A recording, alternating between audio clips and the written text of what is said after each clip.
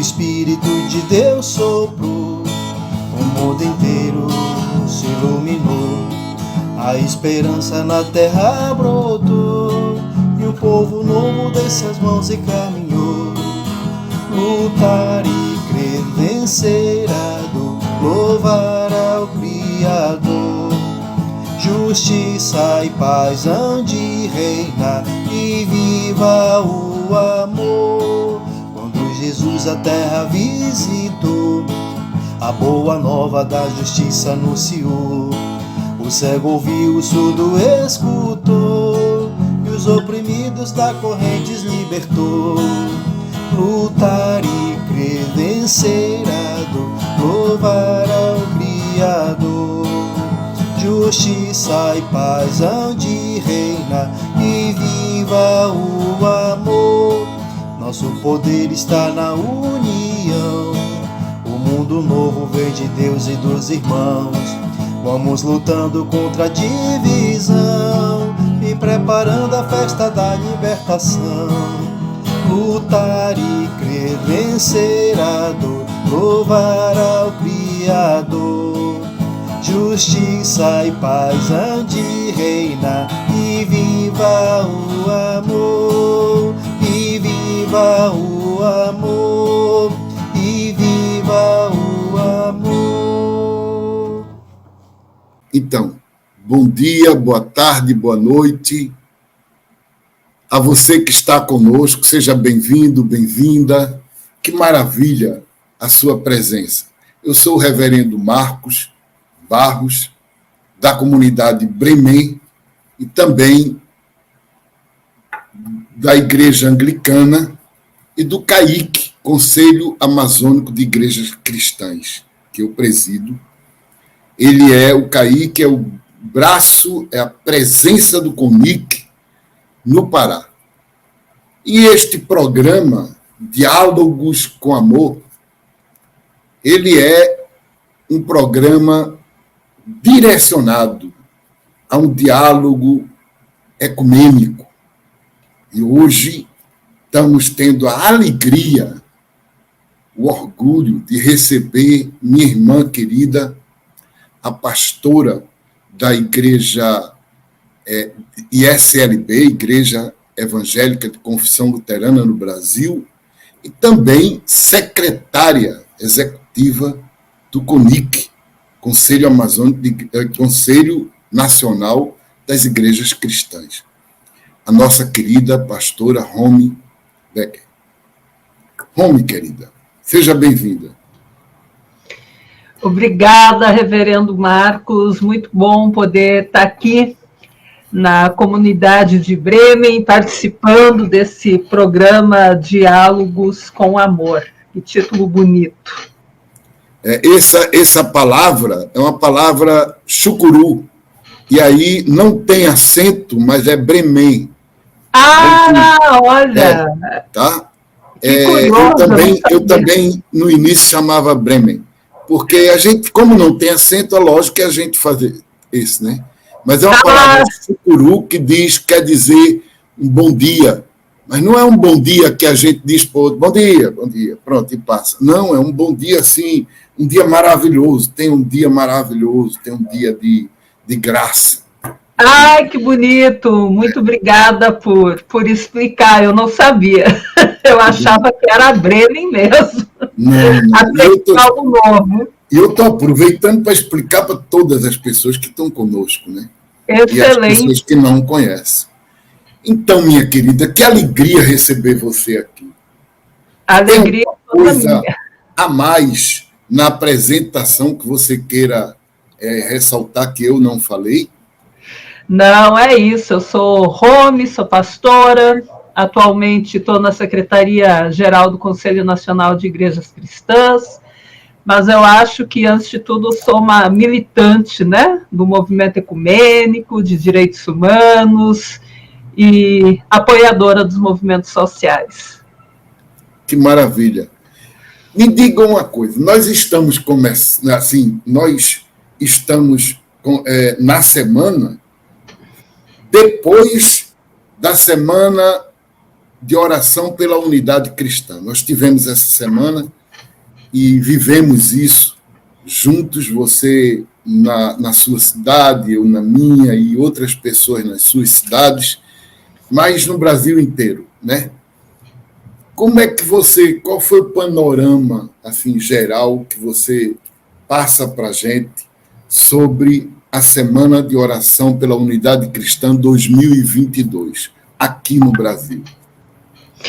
Então, eu penso que a Semana de Oração pela Unidade Cristã desse ano, ela foi muito especial, ela teve uma adesão bem significativa, pelo menos assim, eu posso falar das informações que a gente recebeu no CONIC, porque acontece tanta coisa na semana e nem tudo que acontece a gente fica sabendo, porque eu diria assim que as atividades da semana são maiores do que aquelas que o CONIC promove, né? As comunidades se auto-organizam para a semana de oração, o que eu acho excelente. Quanto mais gente se organizando em torno da semana, melhor. Das informações que a gente recebeu no CONIC, a gente viu muita criatividade. As pessoas fizeram pequenos podcasts, fizeram vídeos, fizeram celebrações presenciais, online, fizeram pequenos áudios de WhatsApp, Telegram, com pequenas orações diárias ao longo da semana. Então, assim, foi realmente a semana de oração desse ano, ela mostrou o quanto as pessoas são criativas e comprometidas para anunciar essa nossa tão desejada unidade entre as igrejas. E eu diria que o tema da semana também foi muito propício, né? Um tema que foi inspirado em Mateus capítulo 2, versículo 2, vimos o seu astro no Oriente, viemos prestar-lhe homenagem. Então, um versículo que fala de esperança, que fala sobre as revelações de Deus na história, e isso também fez com que ocorressem, antes da semana, muitos seminários de formação ecumênica. Eu posso dar um exemplo, não foi o único, mas é um dos exemplos, dos seminários ocorridos no Paraná, no estado do Paraná, seminários online, e também em Santa Catarina, sobre o tema da semana, e os dois seminários tiveram ampla participação. E também o próprio CONIC disponibilizou ao longo de todo o mês de maio materiais como rodas de conversa sobre assuntos linkados com o tema da semana e com pequenos vídeos. Então, nós fizemos 4 rodas de conversa e cada uma dessas 4 rodas de conversa acompanhados por pequenos vídeos. O primeiro sobre o testemunho da unidade, o segundo por uma fé sem armas, o terceiro, mulheres, fé, direito e justiça, e o quarto, uma fé acolhedora. Então, são aspectos assim que o tema organizado pelo Conselho de Igrejas Oriente Médio, que foi quem preparou a Semana de Oração desse ano, dialogaram, né, com a realidade brasileira. A gente ainda não fez uma avaliação geral de tudo, mas eu tenho a impressão de que foi muito interessante e já nos compromete do ano que vem da gente começar a mobilizar bem cedo também para a Semana de Oração. Muito bem. Aliás, para as pessoas que estão nos acompanhando, as que não sabem, a Semana de Oração, ela é no mundo todo. E ela, no resto do mundo, se eu não me engano, todo o resto, é em janeiro. Uhum. Né? Aí a gente aqui no Brasil, é no Brasil ou na América Latina, Roma? Na América Latina. América Latina. A gente achou por bem de fazer na semana anterior a Pentecostes, porque o tema da unidade tem muito a ver com o Espírito Santo. Então, a gente, aqui na América Latina, a gente faz na semana anterior, por isso que a Rome disse que quem bolou essa semana foi o pessoal do Oriente Médio, os cristãos do Oriente Médio, e foi em janeiro. Então, a gente já trabalha de janeiro, trabalha antes, claro, mas a gente sabe que em janeiro como foi, e a gente faz geralmente em abril, né? Geralmente, mas às vezes vai em março. Às vezes. Pois bem, muito bem. Agora eu lhe pergunto o seguinte, a importância da SOC, assim, não para a igreja apenas, mas a importância para o mundo, a importância social, qual é? Assim, eu penso que a Semana de Oração pela Unidade Cristã, ela tem uma importância sem igual. A gente precisa lembrar da razão pela qual a SOC surgiu há mais de um século, né? Ela é de 1908, quando ela se originou por iniciativa, inclusive, de uma pessoa da Igreja Anglicana, que depois passou para a Igreja Católica Romana. Então, era uma pessoa que tinha a experiência ecumênica na sua trajetória, né? Quando essa pessoa propôs, mobilizou que a Semana de Oração, há mais de 100 anos atrás, surge de uma experiência comunitária. Então, dessa utopia, vamos dizer assim, desse sonho, desse reverendo, que agora não estou lembrando o nome, mas se durante a conversa eu lembrar, eu digo o nome dele, desse reverendo em mostrar de que era possível nós sermos de igrejas diferentes e nos unirmos em oração. Então, num contexto histórico, né, muito dividido, em que uma igreja disputa com a outra, uma igreja não aceita a outra, uma igreja concorre com a outra, com a proposta comunitária de oração ecumênica, ele queria mostrar um testemunho contrário, e dizer, olha, a gente não precisa ficar competindo entre nós, a gente não precisa ser intolerantes, porque a base da nossa fé é a mesma. Então, vamos fazer um testemunho comum de oração pela unidade. E foi assim que surge a Semana de Oração. Eu sempre digo que a Semana de Oração é um grande exemplo de que a intolerância, ela não é constitutiva da fé cristã. A Semana de Oração é um exemplo concreto que contrapõe o fundamentalismo religioso. A Semana de Oração nos possibilita vivenciar e experimentar a prática de fé do outro e da outra. É muito bonito quando a gente vê, conforme as comunidades vão amadurecendo na experiência ecumênica, e durante a semana fazem, por exemplo, a troca de púlpitos, né? Um reverendo, por exemplo, um reverendo anglicano que vai pregar na igreja luterana, um pastor luterano, pastora luterana que vai pregar numa igreja católica. Isso é uma grande oportunidade de pessoas cristãs de diferentes denominações poderem se conhecer. Eu só vou poder, eu te conheço bem se eu te recebo na minha casa, se você me recebe na tua casa. Se a gente faz essa experiência da acolhida nas nossas casas, o vínculo entre nós, ele nunca mais se desfaz. A gente pode seguir nossos rumos, nossas vidas, mas sempre vai ficar aquela lembrança, o dia que eu fui lá na casa do reverendo Marcos e ele me recebeu com um suco de cupuaçu e a gente bateu um papo legal.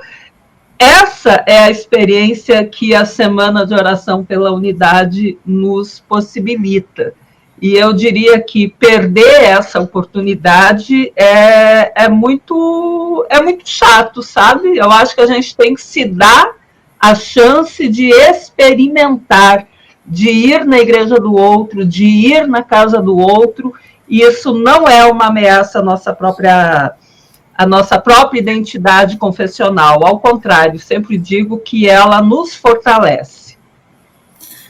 Eu, inclusive, Rome, eu penso que até mesmo para a paz no mundo, ela tem uma base de segurança muito forte. Por exemplo, agora, na guerra da Rússia contra a Ucrânia, a Igreja da Rússia apoia a guerra, né? E a da Ucrânia fala da outra também a favor da guerra, né? Então, isso mostra que as igrejas poderiam fazer dar um testemunho contrário à guerra nesse momento. Isso era muito importante, seria muito importante, né? Perfeita essa observação, reverendo Marcos, porque eu penso que, sob hipótese alguma, em contexto nenhum, as igrejas deveriam ser a favor da guerra, né? Parece que é um contrassenso isso. Mas hoje, no exemplo da guerra da Ucrânia, ou contra a Ucrânia, entre Rússia e Ucrânia, enfim, a gente vê que essa realidade polarizada, ela se repete, porque ou você fica a favor da Rússia e contra a Ucrânia, ou a favor da Ucrânia e contra a Rússia. Mas o que a gente deveria é nos mobilizar pela paz, que Ucrânia e Rússia e os demais países que ficam incitando a guerra, né? Porque a gente vê a Alemanha mandando arma para a Ucrânia, os Estados Unidos mandando arma para a Ucrânia, e a gente não vê o mundo mobilizado pela paz. A gente vê as grandes potências mundiais mobilizadas pela guerra e mobilizadas pelas armas. E quem paga o preço disso são os trabalhadores, as trabalhadoras que não têm nada, que não têm poder de decisão. E a semana de oração é exatamente isso. Ela é um apelo à paz, que é inclusive o que as igrejas do Oriente Médio destacam, né? Elas recuperam, por exemplo, quando a gente lê com atenção o texto da semana, elas falam de toda a decisão de 1948, que criou o Estado de Israel, sem considerar a reivindicação dos palestinos. E não se criou um Estado palestino. Então, se criou um Estado de Israel, sem escutar os palestinos, e até hoje a gente vive as consequências de uma decisão que não considerou uma das partes. Da mesma terra, né? Da mesma terra, exatamente, de uma terra que é pequena, né? e que é diversa, que tem inúmeros povos, né? Que são povos de um mesmo tronco, de uma mesma raiz, que são todos semitas, né? Então, uma decisão unilateral de grandes potências que se reúnem em torno da ONU, enfim, tomaram uma decisão que, se para os judeus representou algo bom, né? Porque, afinal de contas, era uma reivindicação antiga das comunidades judaicas do mundo, do lado palestino representou uma catástrofe. E a gente sabe que hoje os conflitos que tem ali não tem absolutamente nada a ver com a questão religiosa. Isso se tornou única e exclusivamente uma questão econômica, política, e a gente está vendo os palestinos viverem confinados, né, como se estivessem num campo de concentração a céu aberto. E falar de paz, né, que a semana de oração permite isso, significa colocar todos esses assuntos sobre a mesa e a gente pensar em como buscar a resolução desses conflitos. E outra coisa que, assim, acho que essa guerra, e outras guerras, mas essa agora, nesse momento, também, assim, escancara para a gente, é a farsa do mundo unido, né? Através dos chefes de estados. Por quê? Porque nunca tentaram acabar com a fome e gastaram com armas, já gastaram com arma, o valor que poderia ter acabado com a fome no mundo. Excelente, exatamente isso, quer dizer, são as prioridades, né, que se estabelecem, que a gente sabe que essa guerra atual, né, entre Rússia e Ucrânia, ela foi incitada pelo imperialismo norte-americano, né? Vamos combinar que quem acompanha essa história desde o início pôde ver que os Estados Unidos estavam apostando numa guerra. Putin, no início, estava ali dizendo que não, segurando e tal, até que, enfim, concretizou o ato, né? Mas quem incitou, quem foi provocando, quem foi fazendo a pressão para que a guerra acontecesse, foram os Estados Unidos, com a expansão da OTAN, com tudo isso que eles fizeram. Então, eles fazem uma guerra indireta. Eles não têm cacife, digamos assim, para invadir a Rússia, para fazer uma guerra contra a Rússia. Então, eles guerreiam contra a Rússia via Ucrânia. Eles sacrificam as vidas do povo ucraniano para poder lutar indiretamente contra uma potência, como a Rússia, uma potência bélica. E a pergunta que a gente se faz, quem ganha com isso? Quem é que lucra com a guerra? As indústrias armamentistas. São eles que lucram. E aí, por que as nações do mundo, as grandes nações do mundo, num contexto de pandemia, né, que a gente ainda segue com a pandemia da Covid-19, ela está se expandindo, o povo ucraniano provavelmente não conseguiu se vacinar, porque eles tiveram que sobreviver, tiveram que fugir de casa e assim por diante. Certamente não conseguiu tomar vacina, então, além de estar exposto ao conflito, também está exposto à pandemia, e tem gente ganhando com isso, né? Tanto é que não se tem mais rodada de negociação, não tem quem faça a mediação desse conflito. E é essa interrogação que a gente precisa se fazer. Onde é que ficou a paz no meio dessa história toda? E aí que vem o nosso compromisso como igrejas. Para nós não tem escolha, para nós é só a paz. Agora, claro, a gente tem que dar conteúdo para essa paz, né?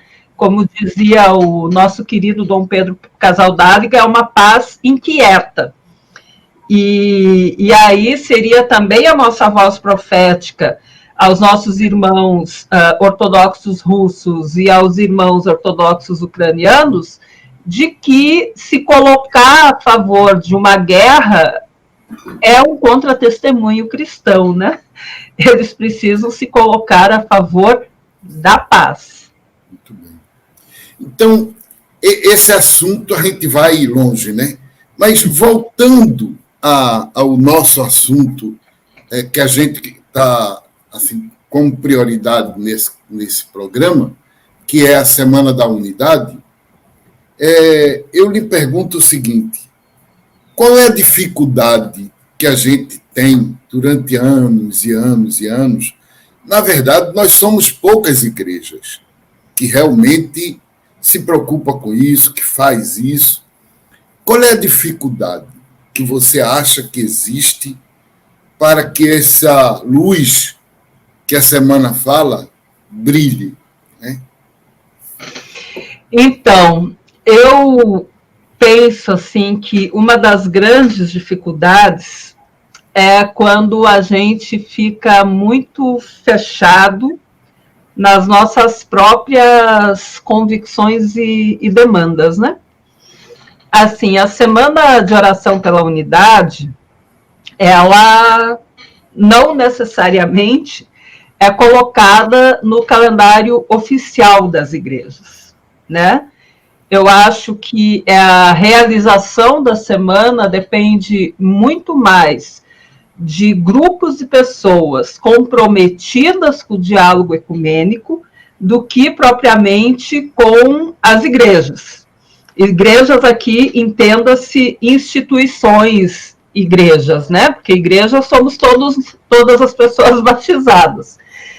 Então, não necessariamente todas as igrejas, inclusive igrejas membros do CONIC, colocam a semana de oração no calendário oficial da igreja, dizendo o seguinte, que a partir de essa semana, na semana que antecede Pentecostes, nós vamos celebrar em todas as nossas comunidades a semana de oração pela unidade.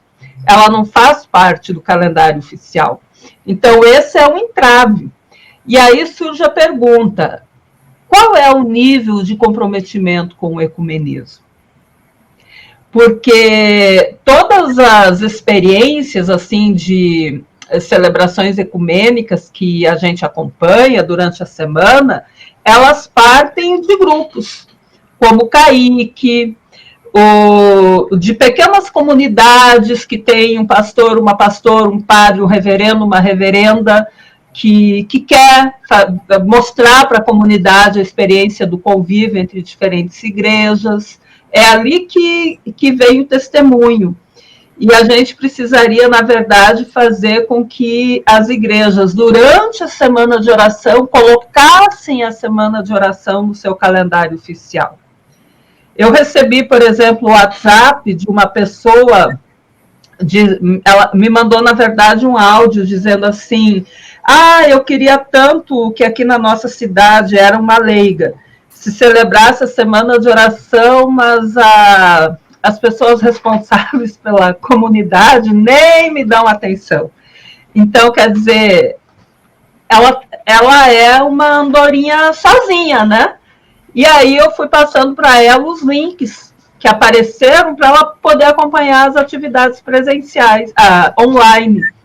E se tivesse esse comprometimento, eu acho que a gente poderia formar consciência, né? E já são anos de semana de oração, e para ver que como o compromisso ecumênico, ele é muito lento. E agora, com o crescimento aí dos fundamentalismos, dos exclusivismos religiosos e coisa e tal, as igrejas se tornam mais tímidas ainda de assumir o ecumenismo como um princípio de fé. Verdade, verdade. Se essa pessoa estiver nos ouvindo, eu ainda vou dar uma sugestão para ela. Olha, você, mesmo sendo leiga, mesmo sendo leigo, se você quer isso na sua cidade, faça. Você conhece, você já foi em casamento que não é da sua igreja, você já foi em enterro que não é da sua igreja, você não pergunta para o cobrador de ônibus qual é a igreja dele. Então, você tem pessoas que você conhece de igrejas diferentes. Então, quando chegar na Semana da Unidade, a semana anterior a Pentecoste, junte um grupo de pessoas, vamos tomar um café juntos. Mas deixando claro que estão fazendo isso como igrejas diferentes. Não para mudar uma igreja, passar para a igreja do outro. Não, não. Ao contrário, muito pelo contrário. Para chegar e dizer, a gente aceita o outro como ele é, como a outra é. E aí, se você faz isso, você já é uma semente. Faça isso. Tá certo? Pois bem, agora eu te pergunto, assim, às vezes me dá a impressão que duas coisas. Primeiro, o medo que algumas pessoas têm. Eu já vi gente de igreja que vamos dizer assim, que participa do CONIC, desde a fundação do CONIC. Mas quando vem pela primeira vez numa reunião ecumênica, o cara vem que parece um bambu, fininho, tremendo. Por que esse medo? O que o ecumenismo dá medo? Em quê? Pois é, excelente pergunta para reflexão. Por que é que o ecumenismo provoca medo, né? Eu também gostaria de saber, mas assim, intuitivamente, digamos, né? Eu vejo assim que é de tanto ficar anos e anos, né, ouvindo alguém martelando na tua cabeça de que a igreja do outro é demoníaca. Eu venho do interior do Rio, nasci no interior do Rio Grande do Sul e depois minha família mudou para o oeste catarinense e lá eu cresci, né? E eu lembro que nas cidades do interior de Santa Catarina e do Rio Grande do Sul, antigamente, agora não mais, mas antigamente, as duas igrejas que estavam presentes eram ou a católica ou a evangélica de confissão luterana no Brasil. No dia a dia, no dia de festa, ou como você disse, quando morria alguém na cidade, não se perguntava se a pessoa se a família que tinha perdido o ente querido era católica ou luterana. Todo mundo ia, cidade pequena, todo mundo se conhecia, todo mundo sentia a dor do luto e queria se solidarizar com a família. Mas quando era os cultos, as missas, aí havia a separação. E eu lembro que na escola, eu e meus primos, e mais os filhos de uma outra família luterana, eram só nós, eram umas 3 ou 4 crianças que eram luteranos. E as crianças católicas sempre nos olhavam com estranheza. Então, como se a nossa identidade religiosa, eclesiástica, nos definia. E ela não nos definia. A gente era isso e era mais um pouco, né? Mas aí vem aquela coisa de ficar ouvindo, aqueles ali, a igreja daquele outro tem o capeta. Eu lembro que quando chegou a primeira igreja pentecostal na cidade, foi um escândalo, né? Foi uma igreja Assembleia de Deus, por causa das celebrações de avivamento e coisa e tal. Então, se atirava pedra. É sempre essa tendência humana de caracterizar o outro como demônio, sem compreender que o demônio é exatamente essa divisão entre as pessoas. O demônio não está no outro, o demônio está na prática preconceituosa, na prática maniqueísta, na visão maniqueísta do mundo que a gente tem. E quando a gente vai nos encontros ecumênicos, quem vai pela primeira vez vai assustado. Mas eu acho que você sabe, e eu também sei, do quanto é bonito a gente se encontrar, do quanto a gente celebra, cantar e tocar um violão juntos, tomar uma cervejinha, tomar um suco, bater papo, contar piadas de padre, de pastor, de pastora. Tudo isso faz parte e a gente volta muito diferente, né? Nós vamos dar uma paradinha agora para ouvir uma música, tá certo? Então, eu peço para a música ser colocada. A gente sai um pouco do ar para a música entrar, para o vídeo da música.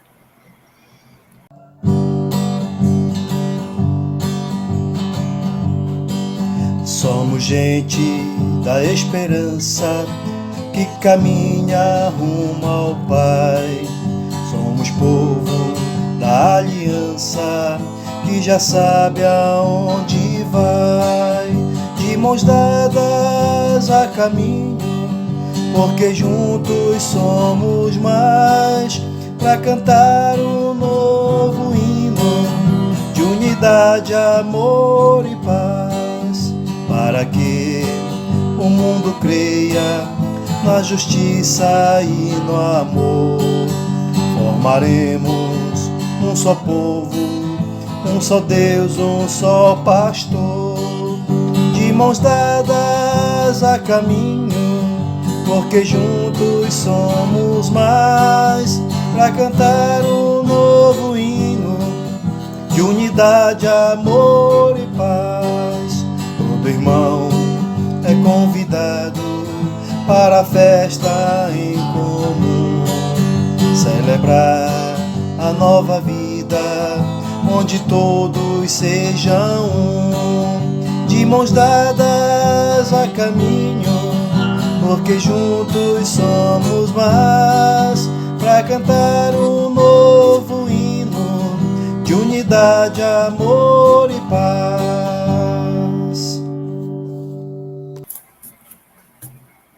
Bom, depois da música que a gente ouviu, a minha pergunta agora, quer dizer, não sei se seria uma pergunta, mas primeiro eu queria, antes da pergunta, aliás, eu queria fazer uma consideração em cima do que você falou, da história da prática humana que tem de se sentir agredido pelo diferente, de se sentir, enfim, é um monte de coisa, é agredido, é chateado, é um monte de palavras que a gente poderia colocar.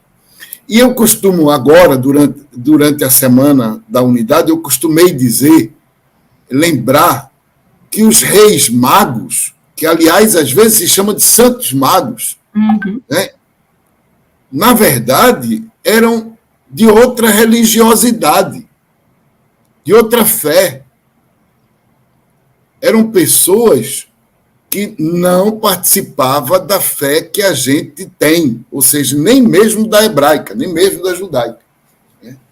E que foram essas pessoas de outra fé, de outra religião, que nos mostraram o Criador, o Salvador. Agora, há uma necessidade, e fica claro quando a gente vê isso, quando a gente pinta de os reis magos, os santos magos, na verdade o que a gente está fazendo é uma roupagem para ficar parecido conosco. Por quê? Porque se a gente não consegue unidade nem nas nossas igrejas, que todos somos cristãos, você imagine a unidade com as outras religiões, né? Então, eu dizia, o que é pior, se conseguiu transformar o príncipe da paz, que é Jesus Cristo, o ponto principal de unidade do mundo, numa razão de separação. E aí, agora eu passo a bola para você fazer uma consideração a respeito disso.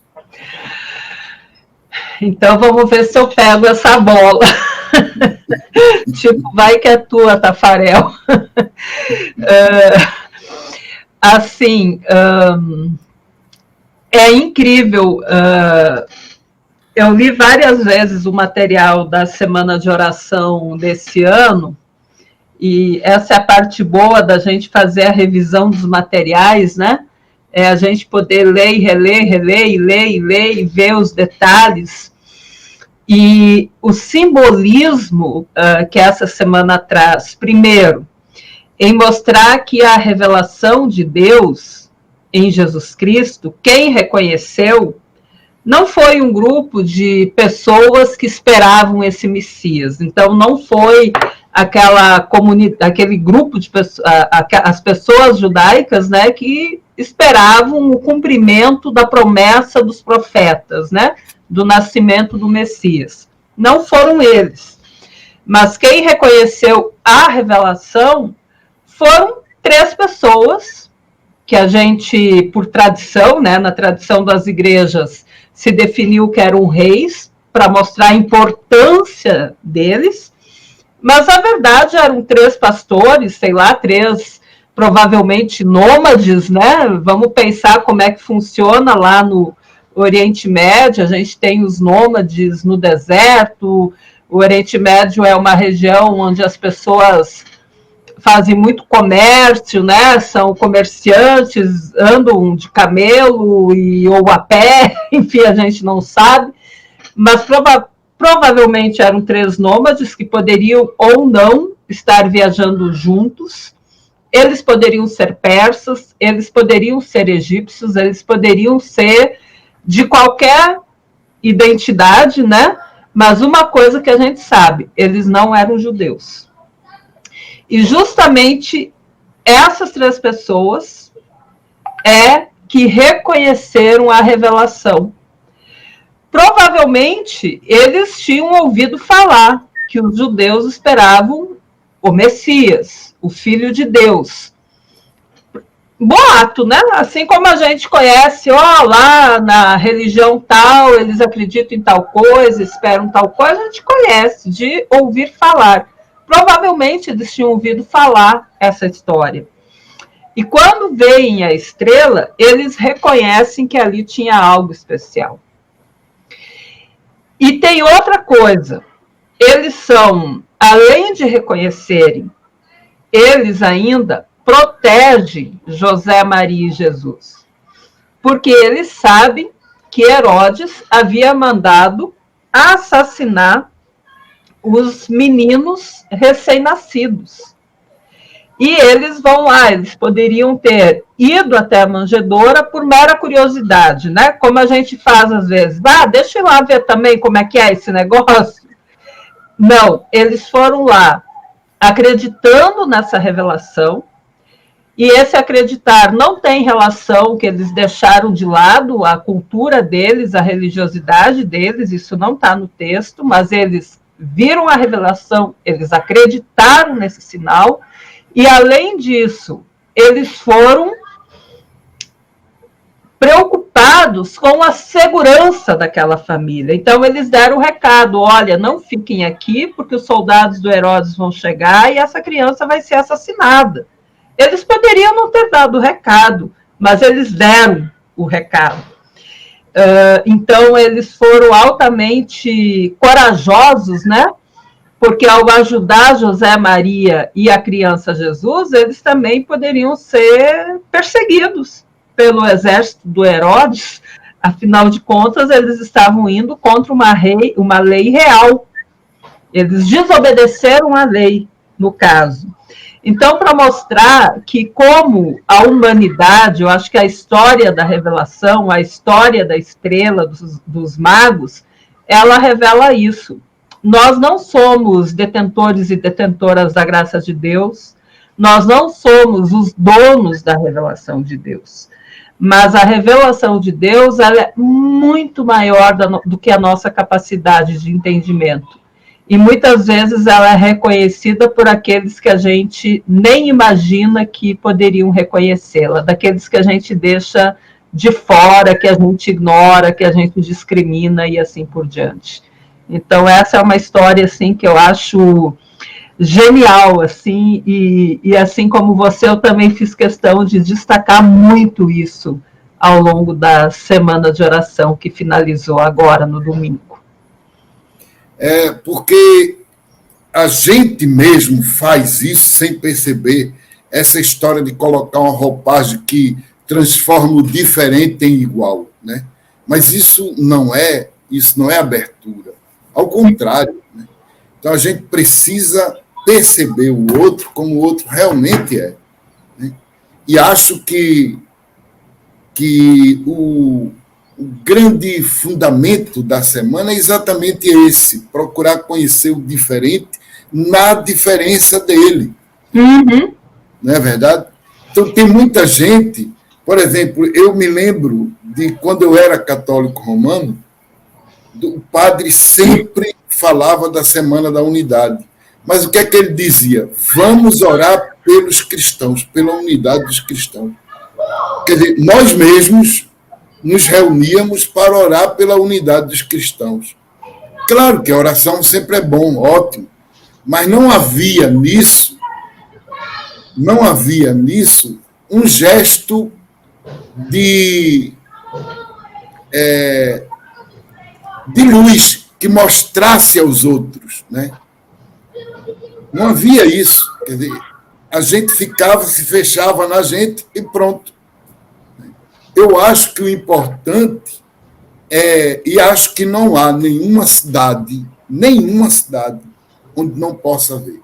Se não há, é porque não se quer.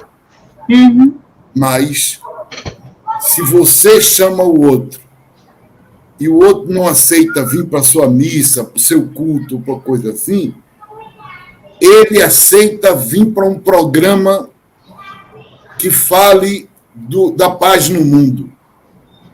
Ele aceita vir para um café, ou para um almoço, ou para um jantar. Então, isso faz amizade, isso cria relação, isso mostra respeito, e aí começa uma relação que pode terminar na igreja. Não é? Então, acho que o que a gente precisa é a gente mostrar mais ao mundo, né, Rômulo? Exatamente, eu penso que a gente precisa perder essa... Eu não sei se é timidez ou o que é, mas a gente precisa perder essa timidez de mostrar o valor da gente se reconhecer como irmãos na diferença. Porque tem gente que quer falar de ecumenismo desde que não possa reconhecer as diferenças, né? Tipo assim, vamos falar só do que nos une. Não. A gente precisa falar também daquilo que é diverso entre nós. Porque o que é diverso entre nós é legal, é positivo. O que nos une é muito bom. Mas o que nos diferencia também é muito bom.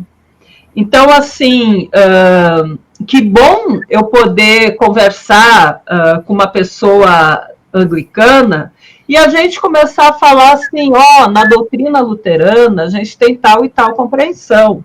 Aí o anglicano chega e diz assim, pois é, a nossa compreensão é tal. Aí a gente não vai ficar disputando por qual compreensão é a certa e por qual é a errada. A gente, mas na igreja anglicana se compreende que isso é assim por essas e essas razões. Aí eu vou dizer, na nossa, por isso. No frigir dos ovos, a gente vai aprender um com o outro. A gente vai ver que o que a gente quer dizer e reforçar é a fé em Jesus Cristo. Os caminhos que a gente faz são diferentes, mas o núcleo é o mesmo. Então, qual é o problema de falar naquelas coisas que são diferentes? Eu vou dar um exemplo que várias vezes eu uso para provocar. A Igreja Anglicana, ao longo de 10 anos, né, ou mais, discutiu toda a questão da orientação sexual, da acolhida nas igrejas, e encontrou uma saída para poder se abrir, para acolher as pessoas a partir da sua orientação sexual, sendo gays, lésbicas, héteros, enfim. Teve uma abertura e buscou uma solução também para aquelas comunidades e dioceses e paróquias que ainda têm a maturidade para aceitar. Tem uma saída para isso. Ao invés de se criticar essa decisão da Igreja Anglicana, a gente precisa aprender. Nós, os luteranos, por exemplo, a gente não chegou nessa coragem toda ainda. Isso não significa que nós não tenhamos gays na igreja, é claro que a gente tem. Tem um grupo, inclusive, o Inclusão Luterana, que aborda esses assuntos. Então, por que, a partir da experiência ecumênica, a gente não aprender com a experiência anglicana e ver da experiência anglicana o que a gente pode aplicar também para nós? Aqui, a minha tela ficou escura, vocês estão me vendo? Sim, estamos vendo você, normal. Tá, então não vou mexer em nada. Eu não sei o que aconteceu, mas para mim caiu a imagem. Pois é, você continua bonita do mesmo jeito. Tá bom, então eu vou deixar assim para ver o que acontece. Então a gente poderia aprender com a experiência anglicana e não sair criticando, entendeu? E o ecumenismo é isso. É a gente se ouvir, a gente aprender junto e assim por diante. Eu acho isso de uma riqueza sem igual. Que maravilha, que maravilha. O programa está assim, muito gostoso, o papo está excelente, é sempre muito gostoso conversar com o Romy, mas as horas vai passando e a gente não pode ultrapassar, né? Então, a gente agora ouve a palavra de Marcelo. Convido Marcelo para dar uma palavrinha para a gente. Marcelo Barros, meu irmão, e ele traz a palavra de sabedoria que ele sempre tem para nós. Queridos irmãos e irmãs, cada mês esse programa único, eu não conheço outro igual, cada mês vem de novo nos chamar para essa vocação que Jesus nos deu. Trabalhar, orar, desejar, sonhar com a unidade das igrejas cristãs. E provavelmente uma pessoa que fosse mais crítica e que me ouvisse dizer hoje isso, poderia perguntar, mas escuta, qual é o empecilho, qual é o obstáculo? Porque há 500 anos houve a reforma, a Igreja Católica era outra, condenou Lutero, houve uma divisão, uns foram para lá, outros para cá. Mas 500 anos depois, católicos e luteranos assinaram já uma declaração que está de acordo com os princípios fundamentais da fé. O Concílio Vaticano II, que renovou a Igreja Católica, praticamente incorporou as grandes teses da reforma. E por que então continua a divisão? Se não há mais motivos fortes de divisão, em que consiste a divisão? Na cultura, num certo apego ao poder de cada um,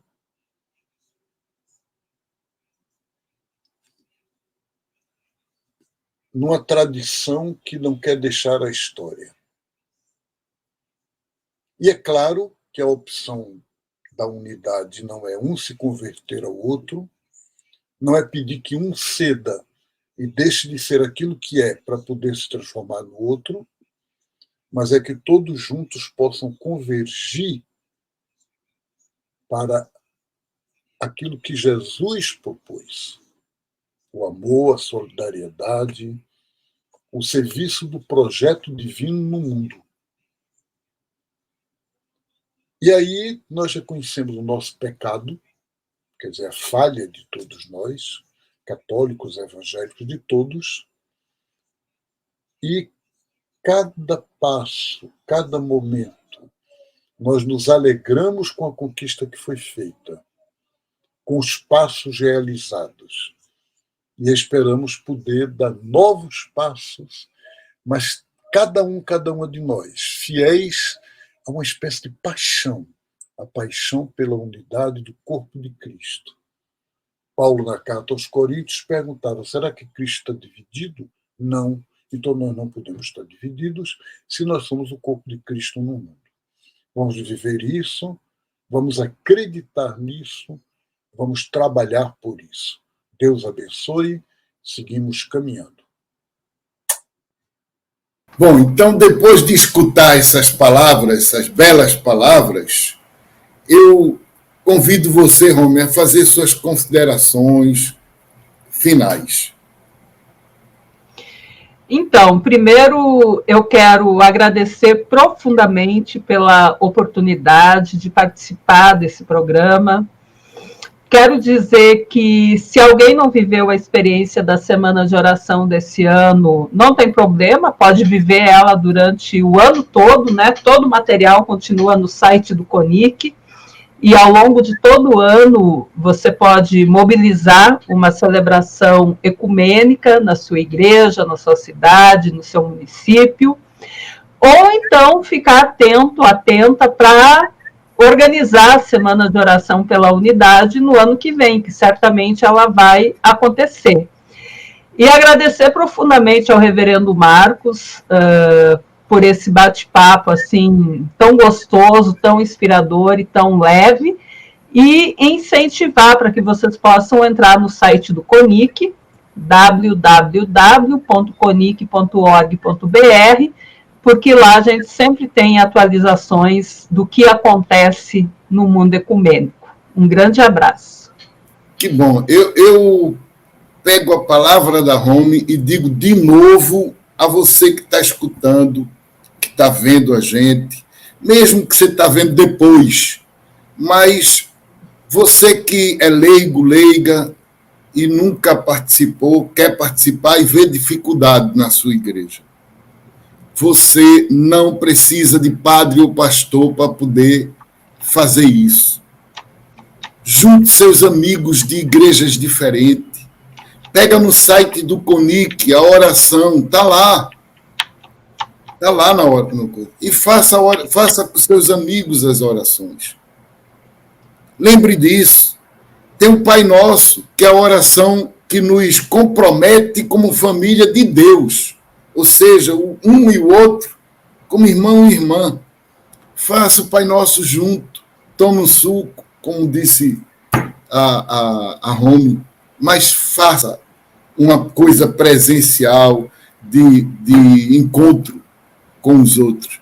E você vai ver que não tem bicho nenhum, ao contrário. Você vai ver Jesus Cristo de perto. Viu? Então, obrigado a você que está nos escutando, você que está conosco, vendo o programa. Deus abençoe. Rome, querida, muito obrigado. Foi um grande prazer, é sempre um grande prazer conversar com você. Viu? Você sabe que é uma irmã querida. Um beijo a todos e todas, e a você, Rome. Muito obrigado e até o próximo programa, que é meu programa, primeira quinta-feira de cada mês. Mas, quinta-feira que vem, nós estamos juntos e juntos. Ou seja, com quem estamos juntos, está aí novamente, toda quinta-feira, tá?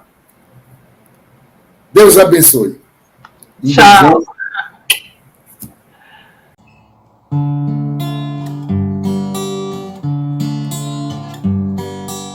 Se caminhar é preciso, caminharemos unidos, e nossos pés, nossos braços sustentarão nossos passos.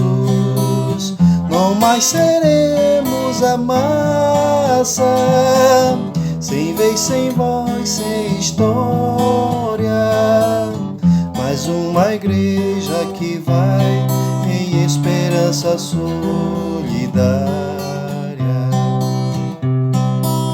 Se caminhar é preciso, caminharemos unidos, e nossa fé será tanta que transportar as montanhas. Vamos abrindo fronteiras onde só havia barreiras, pois somos povo que vai em esperança solidária. Se caminhar é preciso, caminharemos unidos, e o reino de Deus teremos como horizonte de vida. Compartilhemos as dores, os sofrimentos e as penas, levando a força do amor em esperança solidária. Se caminhar é preciso, caminharemos unidos, e nossa voz no deserto para brotar novas fontes e a nova vida na terra ser antivista nas festas. É Deus que está entre nós em esperança solidária.